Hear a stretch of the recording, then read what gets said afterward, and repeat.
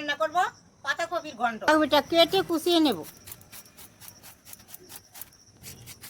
পাতাকপিটা ধুয়ে নিয়ে আসছি, এখন একটু ভাপিয়ে নেব গরম জল। আনছি তেলে পাতাকপিটাও একটু নুন দিয়ে ঢেকে দেবো সিদ্ধ হওয়ার জন্য।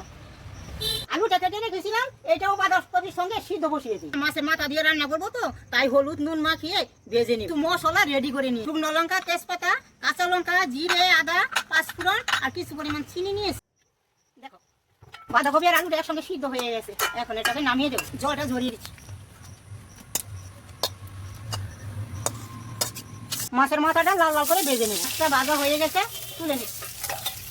বাঁধাকপিটা রান্না করার জন্য সম্বার দিয়ে দিচ্ছি একবার। সম্বারে শুকনো লঙ্কা, তেজপাতা আর পাঁচফোড়ন দিলাম, কাঁচা লঙ্কা দিলাম। এটা ভাজা হয়ে গেছে, এখন বাঁধাকপিটা ঢেলে দিচ্ছি। নুন হলুদ পরিমাণ মতন দিয়ে নিলাম।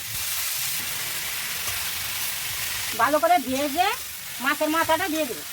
বাঁধাকপিটা ভাজা হয়ে গেছে, এখন মাছের মাথাটা দিয়ে দিচ্ছি। দিয়ে আর একটু ভেজে নেব। বাঁধাকপিটা একটু মাখা মাখা হওয়ার জন্য একটু চালের গুঁড়ি বাটা দিয়ে দিচ্ছি। স্বাদ মতো একটু চিনি দিয়ে নেব। নামানোর আগে একটু ধনেপাতা দিয়ে দেবো। এইভাবে রান্না করে একবার খেয়ে দেখুন, ভালো লাগবে।